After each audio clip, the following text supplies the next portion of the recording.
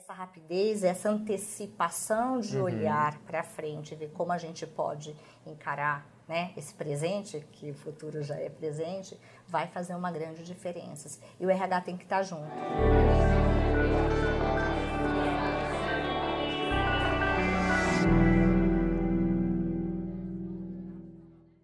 Olá pessoal da TV RH, sejam bem-vindos a mais um programa. Hoje eu tenho a honra aqui de receber a Karina Alonso. Ela é diretora de RH da maior empresa de entretenimento do mundo, né? Karina, seja muito bem-vinda. Obrigada, obrigada. Estou muito feliz que você tenha aceitado o nosso convite.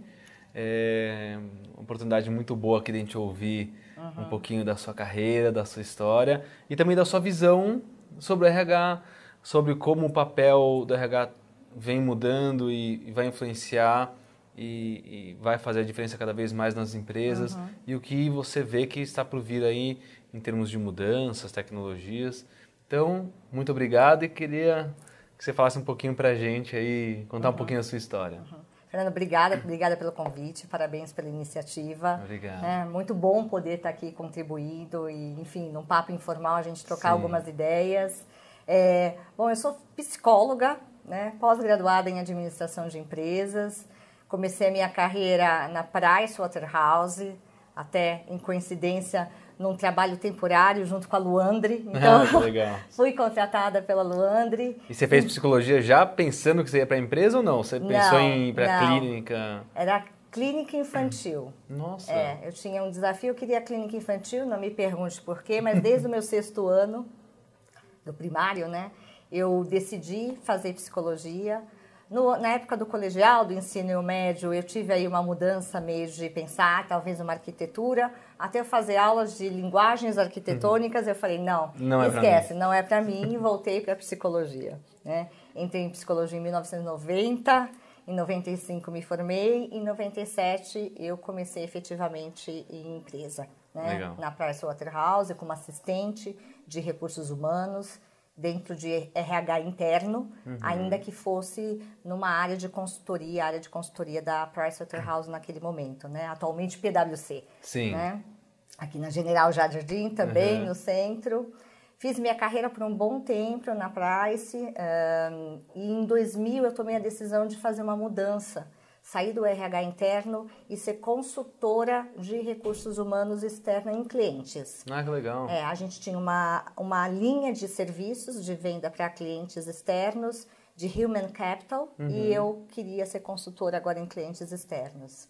É bom que você já começa a perceber a realidade de muitas empresas diferentes, né? Sim, esse foi um dos ganhos. Eu acho que um dos ganhos da consultoria é você ter essa diversidade de clientes, então você não está sempre no mesmo. Sim. Diversidade de projetos, ainda que você tenha um core, um principal a entregar, então meu foco era muito assessment centers, revisão de processos de RH, change management, mas acabei fazendo também algumas outras coisas, e-learning, implementação de e-learning, que não eram bem o meu core, mas como consultora a gente está ali para atender todo projeto que chega. Né? Então essa experiência é muito rica e habilidade da consultoria mesmo, do escutar, do ouvir, de entender, né, algo que talvez o processo seja muito parecido, mas vai ter as suas particularidades. Então, em termos de carreira, eu acho que a consultoria lá foi muito importante nesse sentido até eu chegar onde eu estou, né? Eu vejo que eu carrego essas habilidades de consultora em função desse tempo na consultoria. Legal. Né? Em 2007, eu decidi novamente mudar. Já como consultora, eu tive a minha 3ª filha, eu sou mãe de 3 lindas meninas. E aí eu tive a minha 3ª filha e eu tomei a decisão que com a vida de consultoria tinha um risco muito grande de a gente ser alocado em projetos fora de São Paulo e naquele momento para mim não fazia mais sentido, né? Por um projeto pessoal. Né? Eu queria estar mais baseada em São Paulo e aí naquela ocasião eu já estava na IBM, até para te contar um pouquinho o histórico, né?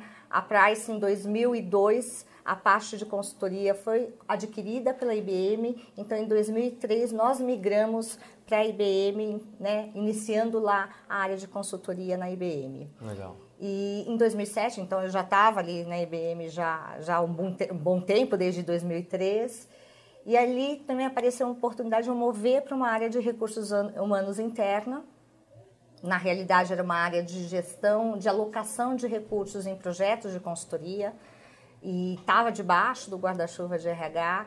Era a oportunidade que tinha, eu ia ser uma team leader, ia ter um grupo de 4 pessoas que eu poderia fazer a coordenação. Eu falei, E a IBM é uma empresa também que muda muito, né? Assim, muito, constantemente. Muito, né? de muita empresa transformação. de tecnologia tem que ser muito rápida, Sim, né? uma universidade IBM, sempre muito à frente em tudo, em processos, em políticas, em governança. Então, assim, uma escola. A IBM foi uma verdadeira escola de gestão, Legal. eu poderia dizer, né? E aí, em 2007 apareceu essa oportunidade, eu falei, é hora de sossegar um pouco, não ter o risco, né, de sair de São Paulo. Fiquei 1 ano nessa posição, mas era uma posição que ela tinha meio que um mix entre recursos humanos e operações. Passado 1 ano, decidiram mover essa área para debaixo da área de operações, e ali eu falei, puxa, aqui eu vou perder o meu vínculo com o RH. Coincidentemente, abri uma vaga de HR Business Partner numa das unidades da IBM e me convidaram para passar pelo processo, eu acabei passando e aí me movi, então, efetivamente para a estrutura de recursos humanos da IBM. Legal. Fiquei de 2008 até 2011, passando por diversas áreas. Foi fantástico. Morou fora também, né? Morei fora, morei na cidade do México, né, por 2 anos. Então foi um momento muito bacana de carreira. Legal. Oportunidade também de conhecer diversas áreas de tecnologia, né? Então, desde hardware, software, serviços, a implementação do nono laboratório de pesquisa, eu acabei também sendo a responsável de pegar o início dele aqui no Brasil. E você sentiu muita diferença da cultura daqui para o México, dentro da empresa? Sim. Como o RH é visto e como o RH lida, é muito diferente? Eu vou ter até um pouco mais da perspectiva, porque quando eu fui para o México, eu ainda estava como consultora. Então, eu tenho uma perspectiva muito mais da cultura mexicana, Sim. do olhar corporativo, do do RH corporativo, né? E sim, são situações até engraçadas, né? Porque são muito diferentes, Sim. né? E eu me lembro de um treinamento que eu fiz na IBM, que era justamente voltado a como você trabalha em empresas globais, né? E eu nunca saí da minha cabeça que numa parte do treinamento ele dizia, quando você for para um outro país, escolha um mentor, né? Um mentor que possa te ajudar nessa integração à cultura.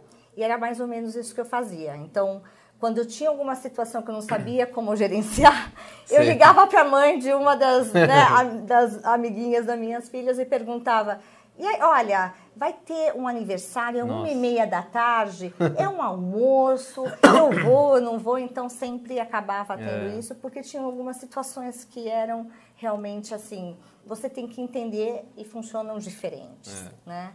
Então... Tem um amigo que morou, um casal que trabalhou no México também, estão no Chile, e eles estavam contando as diferenças culturais, assim, o que é muito simples pra gente lá é meio um absurdo, o que é absurdo pra gente lá é super normal, muita coisa assim diferente. E essa questão cultural, ela é muito interessante, né? Eu não sou natural de São Paulo, sou natural de Santos, e eu falo, há já uma grande diferença cultural, né? A 60, 70 quilômetros de distância, ou seja, Santos para São Paulo é uma diferença grande cultural, né? Se a gente compara São Paulo com o Rio, ou seja, se você vai para o México e você vai adiante, então assim, essa questão da cultura, né? É muito forte. É muito forte, a gente sente isso também dentro das empresas, né? Então, a experiência do México foi muito bacana nesse sentido também, de aguçar cada vez mais que não só elemento, né, do fato, olha, somos diferentes, mas que a gente tem que estar atento a um modo que não necessariamente vai ser o nosso, né? Então, a vivência, essa experiência internacional, ela acaba ajudando também nesse olhar, né? Que tem muito a ver com o olhar consultivo. Sim. Saí da IBM, então voltando lá em 2011, recebi uma proposta da Schneider Electric, fui como também uma posição gerencial, naquele momento fazia muito sentido mudar, eu teria uma equipe. Mudança drástica, né? Drástica. Interessante porque eu vinha do mundo de consultoria e de tecnologia, né? E a Schneider, a unidade que eu acabei sendo HR Business Partner, era uma unidade de sistemas de energia dentro do mundo de tecnologia. Nossa. Então, não saí tanto, mas foi a primeira vez também de trabalhar numa empresa francesa, também com uma cultura bastante diferente do que era a minha trajetória profissional em termos de gestão. Fiquei na Schneider quase 2 anos, quando apareceu a proposta de eu ir trabalhar na Disney. E aí, em 2013, então, eu assumi como a head de recursos humanos aqui na Disney do Brasil. Legal, legal. E como é que você vem sentindo essa mudança? É engraçado que você foi falando um pouquinho da sua história. Cada vez que você foi passando, você pegou situações que são completamente diferentes, sim, né? Sim. Porque tem muitas pessoas que a gente bate um papo, que a gente conhece, que têm carreiras lineares, passam pelo mesmo segmento. Claro que cada empresa tem a sua cultura, mas você pegou uma PwC que você deve ter feito vários projetos em empresas com culturas diferentes. Sim, sim. De repente você foi para uma IBM, de repente para uma Schneider, de repente para uma Disney, né? Você acha que isso tem algo seu que casa nessa questão de se adaptar? Como que você enxerga isso? Sim, eu acho que tem. Acho que tem muito de profissional. Eu gosto, né? A minha vida foi praticamente mudar, né? Então eu saí de Santos, vim para São Paulo. Eu costumo falar que a dinâmica da minha família é um pouco essa. Meu marido é sul-mato-grossense, a minha primeira filha é carioca, eu sou santista, tenho uma paulistana e tenho uma filha mexicana. Então isso dá já um tempero de como é a dinâmica da família. Então legal. Acho que também tem aí uma ansiedade profissional de buscar por curiosidade, de buscar coisas diferentes, né? Acho que essa mesmice, para mim, aí é uma questão muito pessoal, tem gente que fica mais satisfeito, efetivamente, de estar num ambiente mais conhecido. Sim. Eu gosto desses desafios. Uma zona mais de conforto, né? O que tem de novo? De que forma que você me desafia? Porque aí você também é desafiado a todo momento a pensar, sim. Ou seja, quando eu cheguei na Disney, na área de entretenimento, nunca tinha passado por área de entretenimento. Se eu pegar toda a minha trajetória, talvez ali tenha sido o momento de maior disrupção, efetivamente. E como que é assim? Porque essas são grandes empresas, a Disney também é uma empresa que a marca é muito forte no mundo inteiro, né?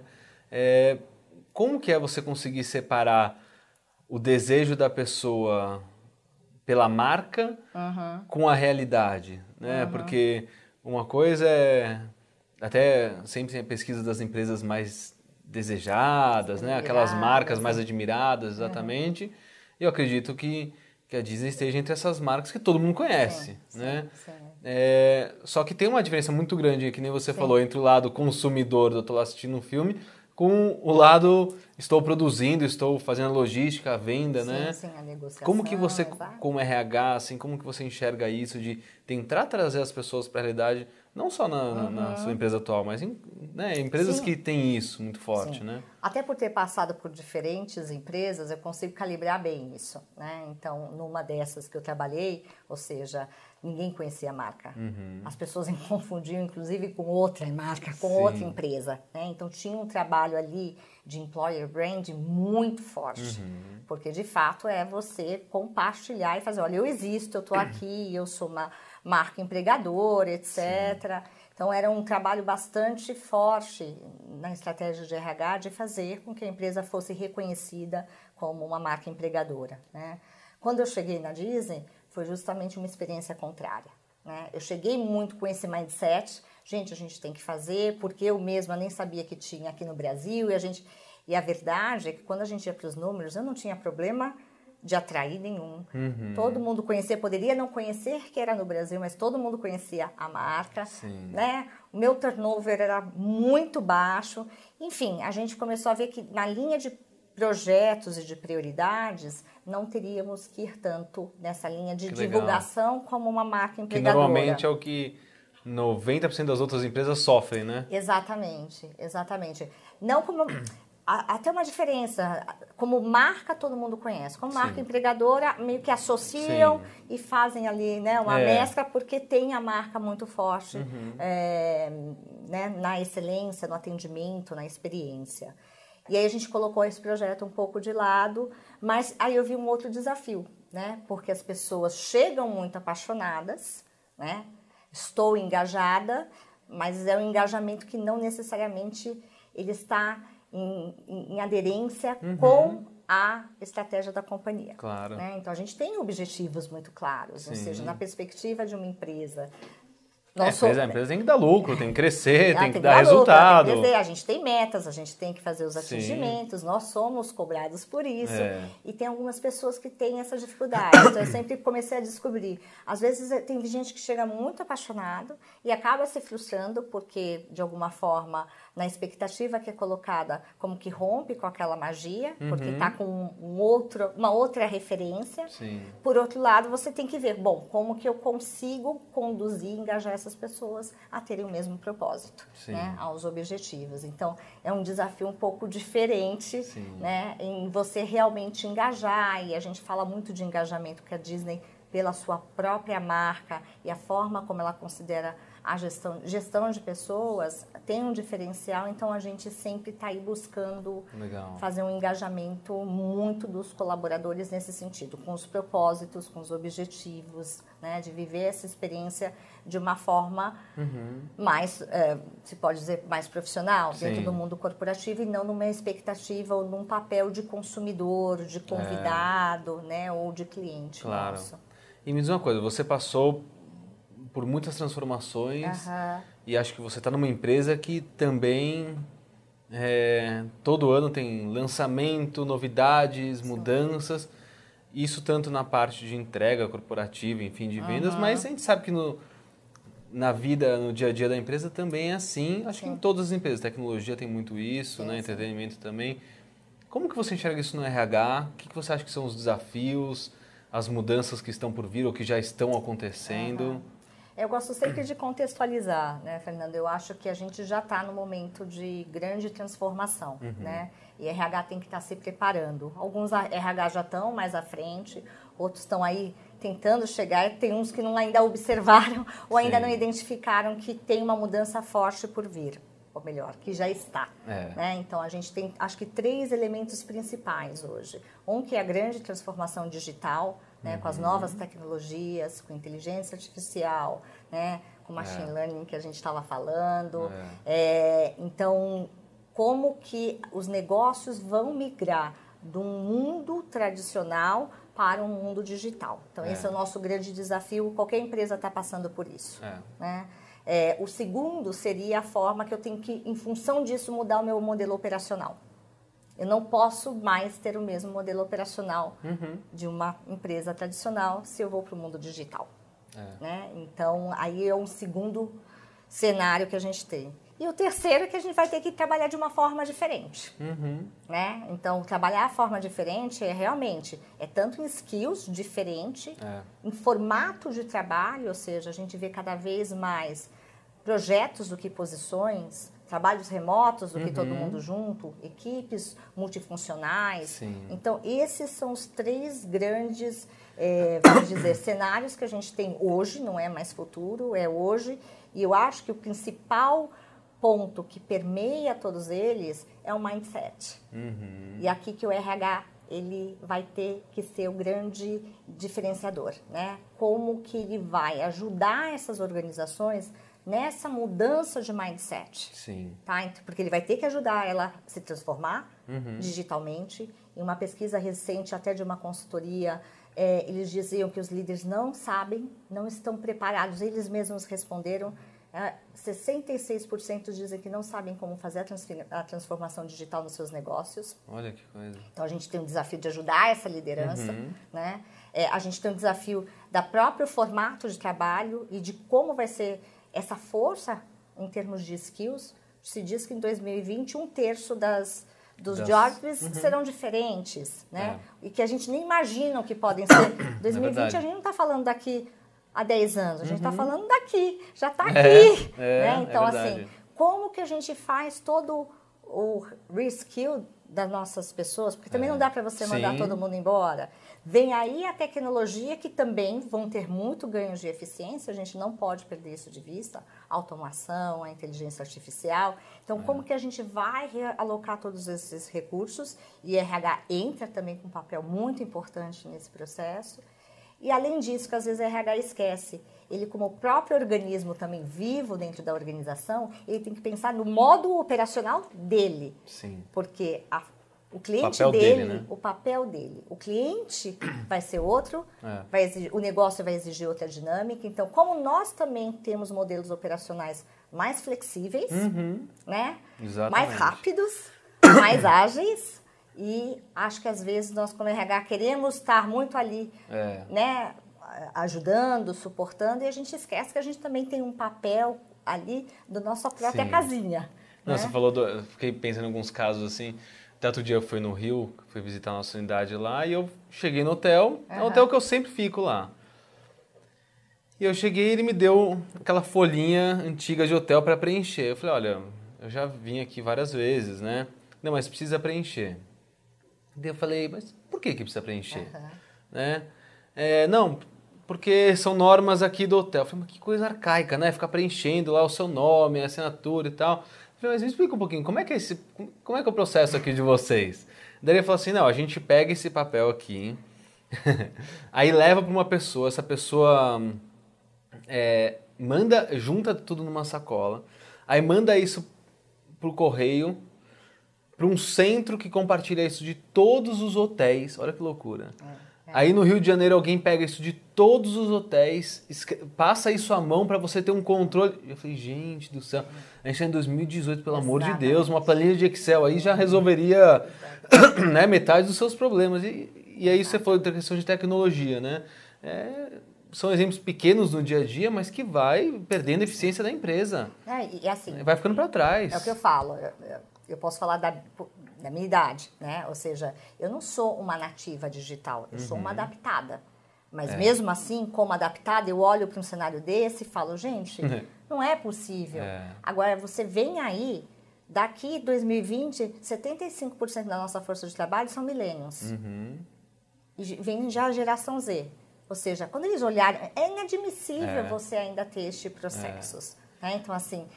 E aí a gente volta para um aspecto que também é muito importante, que é a questão da experiência do colaborador. Né? Que RH vai ter que estar muito atento. Sim, né? Essa experiência sua como um consumidor do hotel, como, né?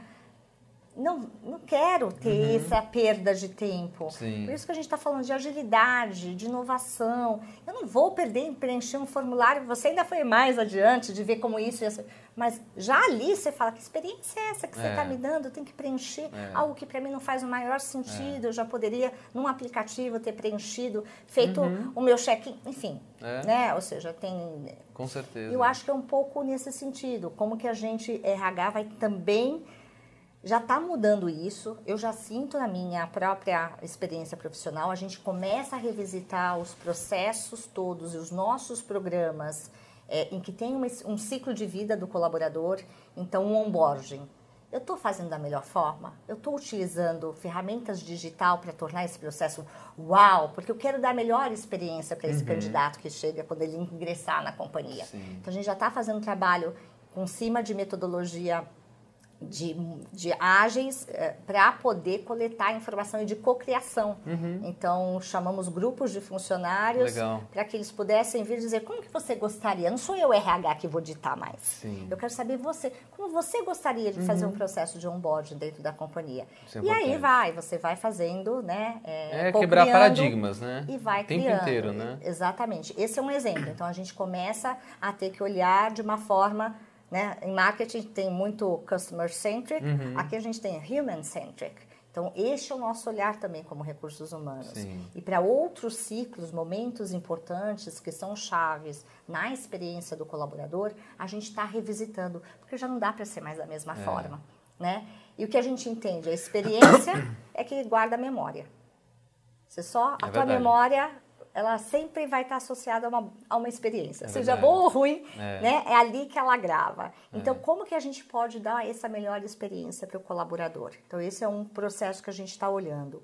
O outro é na parte também das pesquisas de clima, né? Que a gente fazia a cada 2 anos, cada empresa tinha o seu ciclo, né? Um ciclo de um desligamento. Como que foi o processo? Então, eu vou também pegar, né, fotografias de cada experiência nesse ciclo do colaborador para que ele possa me servir como um input e eu poder ver como que eu melhoro.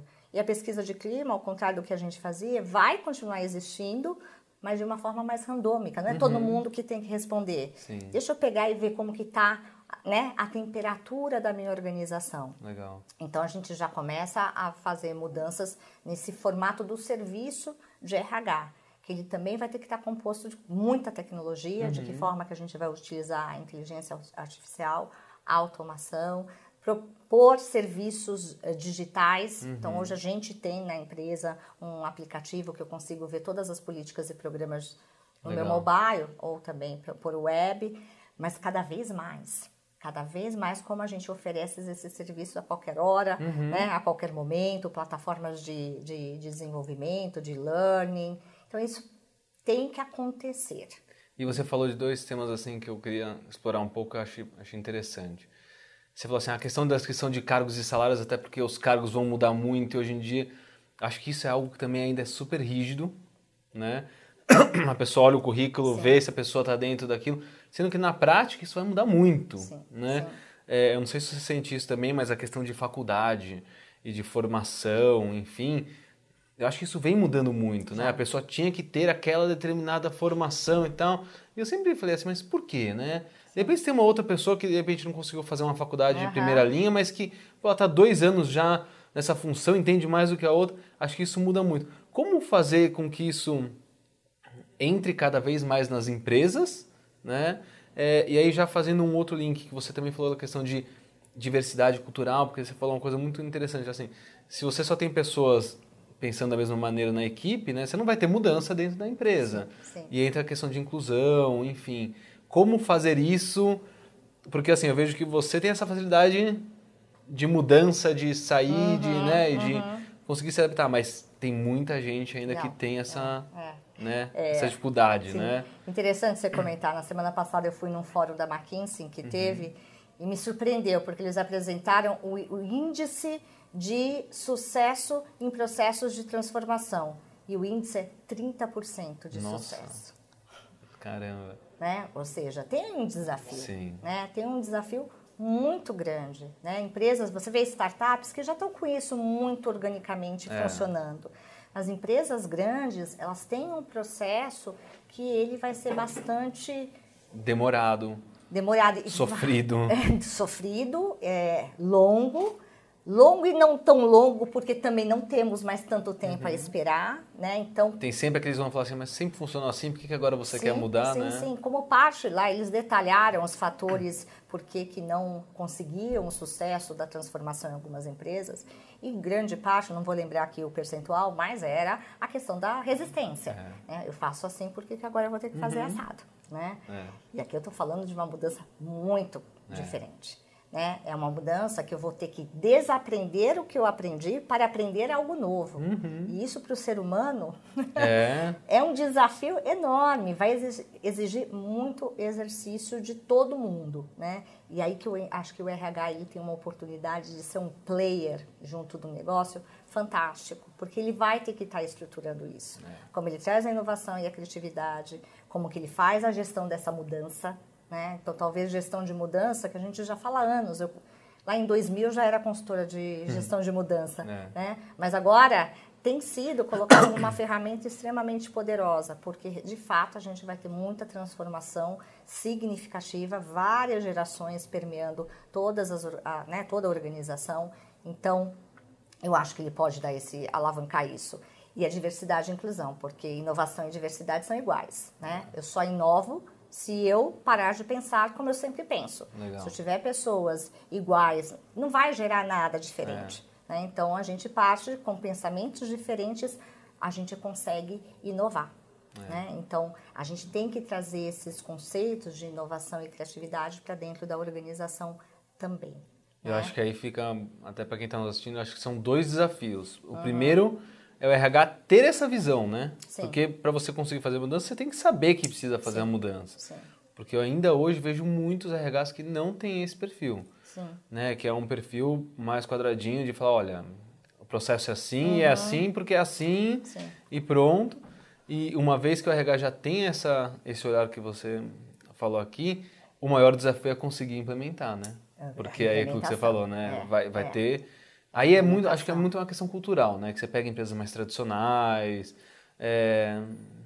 com um perfil, não sei, assim, empresas muito grandes, às vezes multinacionais, sem um processo mais rígido, a mudança deve ser um pouco mais lenta, né? O que eu tenho visto um pouco até de experiência é que realmente nas empresas maiores é possível, você tem que ter uma visão muito clara, né? Transmitir a mensagem e compartilhar. A gente está na era de compartilhar, né? Ou seja, aonde a gente quer chegar. E vai ter, claro, que ao longo dessa trajetória, pessoas que vão se engajar com esse propósito, com essa visão, e tem as que não vão. E tá tudo bem. O importante é como que a gente vai acompanhar quem está dentro e quem ainda não está. E como até esses que não estão, que forma que eu consigo convidá-los a estar e treiná-los e prepará-los para estar. Aí vai depender muito de cada empresa.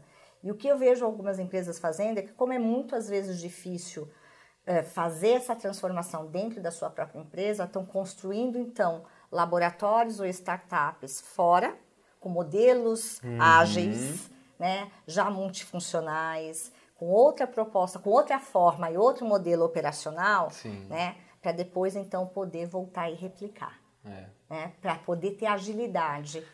E outras que não, claro, colocam aquilo recentemente mesmo. Eu escutei um caso de uma empresa que criou ali meio que um war room, né? Vamos fazer essa mudança acontecer e pronto. Então tem uma equipe dedicada, porque está na pauta, está na agenda e tem que fazer ela acontecer. E vai errar, vai acertar. E isso eu acho que é bem positivo que a gente está vivenciando, porque eu fui criada numa que eu não podia errar, né? Ou seja, acerta.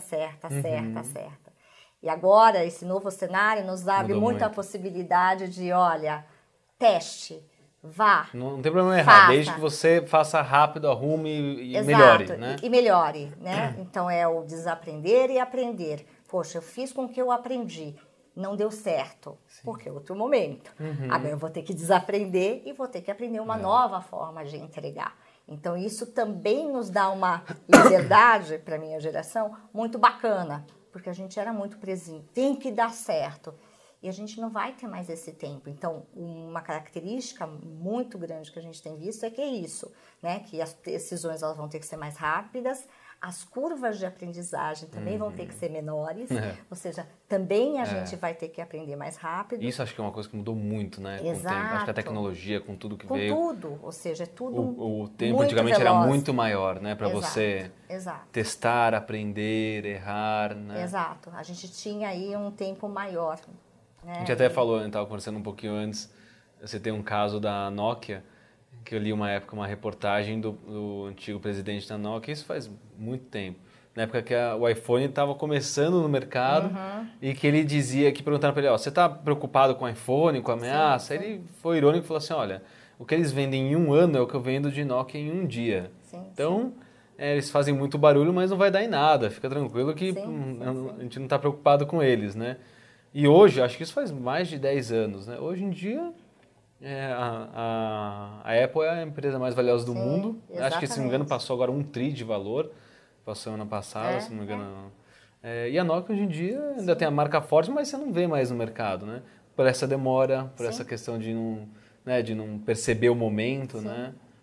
Outro exemplo, né, bom, da nossa época, a Kodak. Exatamente. Quando a gente pensou que a Kodak ia deixar de existir, né? E tudo se digitalizou, não se antecipou, né? Hoje até os filmes são digitais, né? Então, chega digitalmente e aí se vai. Então, eu acho que essa rapidez, essa antecipação de olhar para frente, ver como a gente pode encarar, né, esse presente, que o futuro já é presente, vai fazer uma grande diferença. E o RH tem que estar junto, né? A gente veio numa evolução de um RH que partiu administrador, muito educado, mas na era industrial nós éramos administradores, né, o famoso departamento pessoal. Depois passamos por uma era do conhecimento, que a gente era um experto, né, assim, um especialista em determinada, mas tinha uma questão muito de reduzir custos, de controlar a compliance. Isso. Aí a gente passa para a era do talento, que a gente começa a dar um foco muito mais como business partner,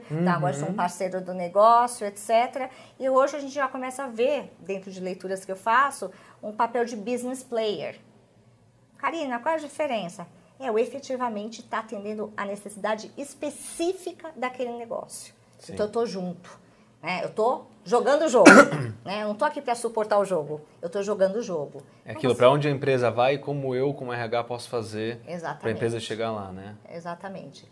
E aí vai um desafio, porque a gente sempre trabalhou com aquele ditado que um tamanho serve para todos. Então, os programas de RH, as políticas de RH, tudo é para todos e é igual, voltando até a remuneração. O que a gente tem visto aqui nesse novo cenário, se eu quero dar a melhor experiência e eu tenho targets diferentes também dos meus colaboradores... Tem que ter experiências diferentes. Tem que ter experiências diferentes. Então, a remuneração vai ter que ser diferente, o benefício vai ser diferente.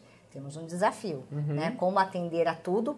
Primeiro, porque eu preciso ter um sistema de tecnologia muito bom que faça a coletânea dos dados desses meus colaboradores para dizer quem está aqui, né? Não é só o meu demográfico. Ah, temos 50% de mulheres. Não, eu vou precisar realmente ter um bom CRM, né?